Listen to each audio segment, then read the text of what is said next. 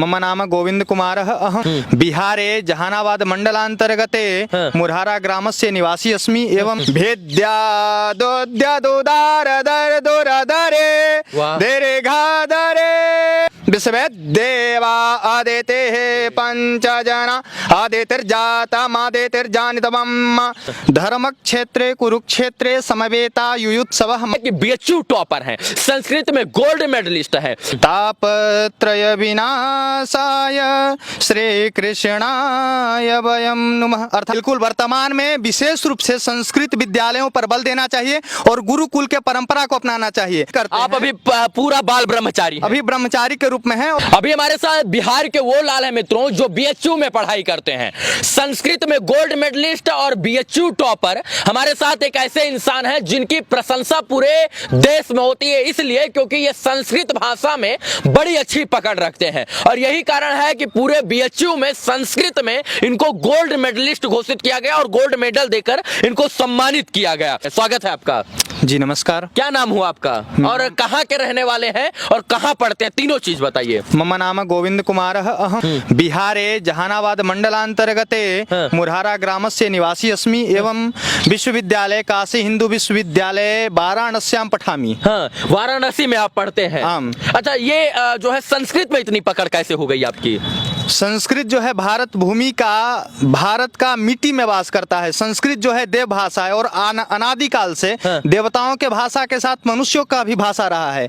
वर्तमान में अंग्रेजों के प्रभाव से आंग्ल का प्रभाव बढ़ा है और आज भी पढ़ाया जाता है कि 1500 ईसा पूर्व से 500 ईसा पूर्व तक संस्कृत भाषा ही जन जन का भाषा था। बाद में प्राकृत हुआ, प्राकृत से पाली हुआ और उसके बाद हिंदी हुआ है। और हिंदी से जैसे आप जानते हैं कि बिहार में मगही, मैथिली, भोजपुरी, उत्तर प्रदेश में अवधी, बघेली, छत्तीसगढ़ी, इस तरह से सारे राज्यों में अन्य अन्य भाषा सभी संस्कृत से ही बने हैं। अतः संस्कृत ही शुद्ध और परिनिष्ठित अर्थात देवताओं की भाषा है। इसलिए संस्कृत जो है मुख्य होने के कारण हम संस्कृत से प्रेम करते हैं और संस्कृत भाषा को अपनाते हैं, सीखते हैं, उसी से व्यवहार चलाते हैं। सब्जेक्ट कौन सा पढ़ते हैं? संस्कृत पढ़ते हैं, मैथ, इंग्लिश, क्या क्या पढ़ते हैं आप लोग? संस्कृत में जो वेद है हमारा, वेद के अंतर्गत सब कुछ आते हैं। जितना भी विमान शास्त्र या गणित के द्वारा या किसी भी प्रकार के आप इस भौतिक जगत में देख रहे हैं, सब के सब वेद से निकला हुआ है और वेद में सभी विषय है, अतः हम सब कुछ पढ़ते हैं। अच्छा, तो श्रीमद् भागवत भी पढ़ते हैं क्या? बिल्कुल पढ़ते हैं। एक श्लोक सुनाइए श्रीमद् भागवत का। बिल्कुल सुनाते हैं। सबसे पहले एक भगवान श्री कृष्ण के प्रार्थना के लिए सरल श्लोक है उसमें।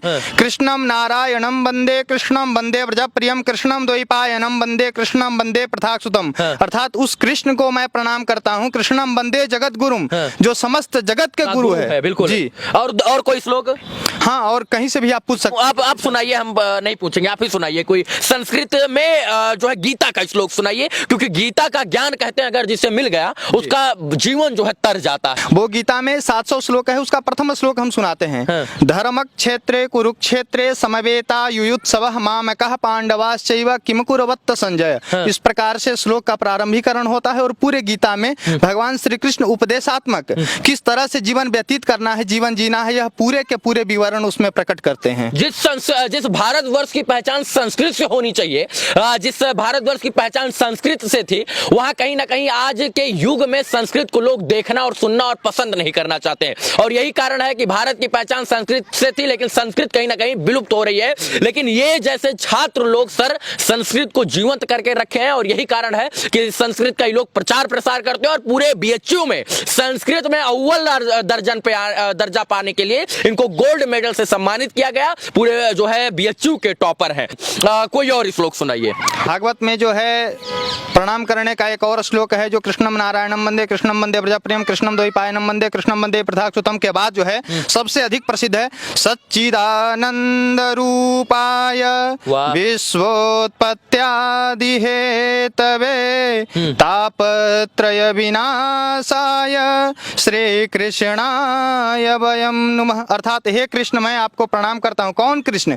जो तीन ताप को समन करने वाले हैं, नाश करने वाले हैं, भौतिक, आदि आधि दैविक, आधि भौतिक और आध्यात्मिक, इन तीनों प्रकार के जो भी ताप हैं, जो भी हमारे ऊपर कमजोरी, हमारी बीमारी है, सबको नष्ट करने वाले जो भगवान श्री कृष्ण हैं, मैं उनको प्रणाम करता हूं। और भी इसमें विवरण है, लेकिन मुख्य रूप से भगवान श्री कृष्ण को प्रणाम करना ही इसका ध्येय है।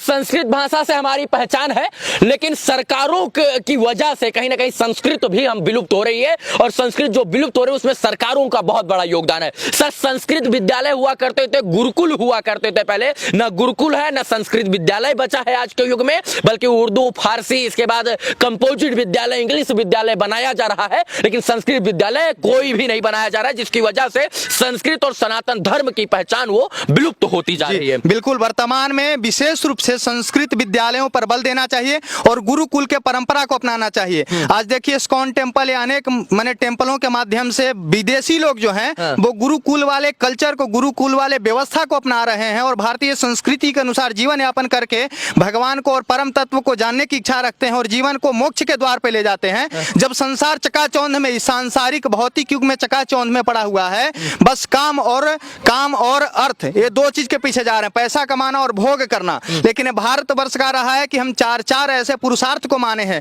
पहले धर्म करेंगे, उस धर्म के द्वारा अर्थ का अर्जन करेंगे, पैसा कमाएंगे और फिर उससे काम इत्यादि की पूर्ति करेंगे और तब मोक्ष के द्वार। जब तक हम भगवान के मोक्ष के द्वार पे पहुंचना चाहते हैं, जब तक हम संस्कृत और संस्कृति को नहीं अपनाएंगे, तब तक उस द्वार तक नहीं जा सकते। और संस्कृत को अपनाने के लिए, संस्कृति को अपनाने के लिए गुरुकुल के परंपरा के अनुसार जीना चाहिए, ताकि हमारे अंदर संस्कार हो, और संस्कार रहेगा तभी हमें ये ज्ञान रहेगा कि कौन बड़ा है, कौन छोटा है, कौन माता है, कौन पिता है, कौन पति है, कौन पत्नी है, कौन भाई है, कौन बहन है। और इस तरह से सबके साथ जैसा व्यवहार होना चाहिए व्यवहार करेंगे, फिर दुराचार जितना बढ़ रहा है संसार में सब कम जाएगा। यदि गुरुकुल पर हम बल देते हैं, सरकार बल देती है, समाज बल देता है, तो गुरुकुल के माध्यम से सबके अंदर शिक्षा व्यवस्था मजबूत होगा, संस्कार मजबूत होगा, फिर दुराचार कम हो जाएगा। अच्छा, ये बताइए, इस परिधान में है और इसे भारतीय परंपरा के अनुसार परिधान बताया गया है, हम आपको क्या माने, कि युवा माने, एक जो है शिक्षक माने, एक आचार्य माने, एक विद्वान माने, या फिर एक आपको साधु माने, या फिर आपको सन्यासी माने, या बाबा माने, क्या माने आपको? हम जी, हम भारत भूमि के एक छोटा सा बालक हैं। अब आप इसको जिस भाषा में परिभाषित कर सकते हैं, हमारे यहाँ ब्रह्मचर्य, गृहस्थ, वानप्रस्थ और संन्यास से 4 परंपराएं रही है। आप बिल्कुल सही कह रहे हैं कि क्या माने हम, तो अभी जो है बिल्कुल हम ब्रह्मचारी के रूप में है, अर्थात हमारे यहाँ परंपरा रही है कि जब तक हम शिक्षा अध्ययन करते हैं। आप अभी पूरा बाल ब्रह्मचारी, अभी ब्रह्मचारी के रूप में है, और इसके अनंतर गृहस्थ जीवन में प्रवेश करेंगे, फिर वानप्रस्थ और संन्यास के तरफ अग्रसर होंगे। मतलब गृहस्थ जीवन बिताएंगे, बिल्कुल शादी विवाह करेंगे, बिल्कुल करेंगे। साधु आपको नहीं माना जा सकता? नहीं माना जा सकता है, क्योंकि हम जब तक विवाह नहीं करेंगे तो हम जो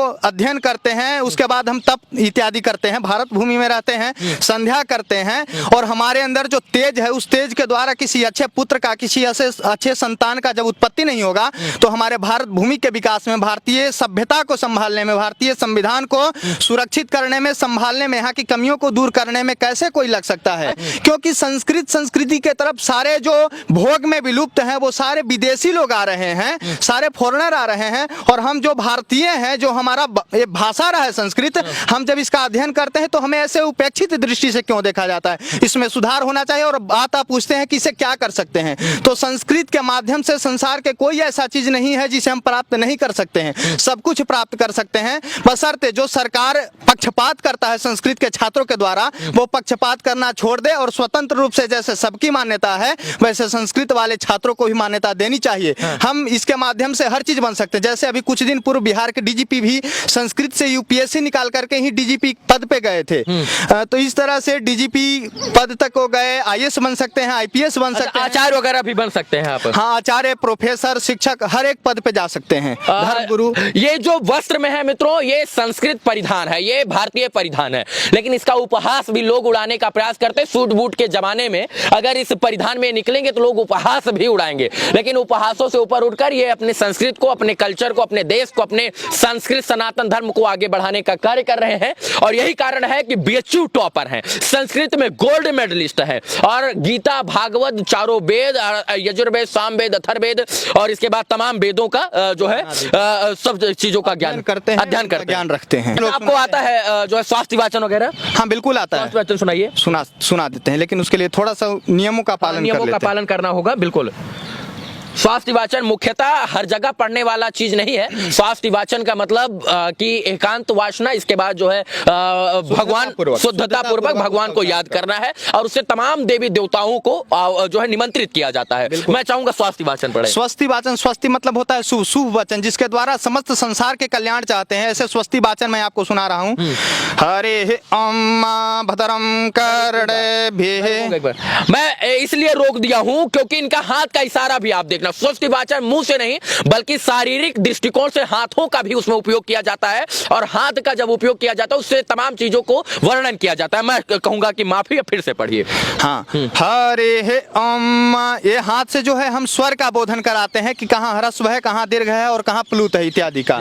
तो भद्रम कर्णेभिः शृणुयाम देवा भद्रम पश्येमाक्षभिर्यजत्राः स्थिरैरङ्गैस्तुष्टुवागुंसस्तनोभिर्व्यसेमहि देवहितं जदायुः शतमिन्नो शरदो अन्ति देवा जतरा नश्चकराज्जरसन्तनूनां पुतरासो जतरा पितरो भवन्ति मानो मध्यारे रेखतायुर्गन्तो आदितिर्द्यौरादितिरन्तरिक्षमादितिर्माता स पिता स पुत्रः विश्वेदेवा आदितिः पञ्चजना आदितिर्जातमादितिर्जानितमम् द्यौः शान्तिः अन्तरिक्ष शान्तिः पृथिवी शान्तिः आपः शान्तिः ओषधयः शान्तिः वनस्पतयः शान्तिर्विश्वे देवाः शान्ति ब्रह्म शान्तिः सर्वगुण शान्तिः शान्तिरेव शान्तिः क्षमा शान्तिरेधि। वाह, यह स्वस्ति वाचन था और इसको पढ़ने का काम जो है अभी हमारे साथ गोल्ड मेडलिस्ट, संस्कृत से गोल्ड मेडलिस्ट बिहार के लाल ने पढ़ने का काम किया और इनके ऊपर जो है कहीं ना कहीं मां सरस्वती का वास है जिसकी वजह से ये तमाम चीजें निकल रही हैं और यही कारण है कि बीएचयू में इनको गोल्ड मेडल से सम्मानित किया गया।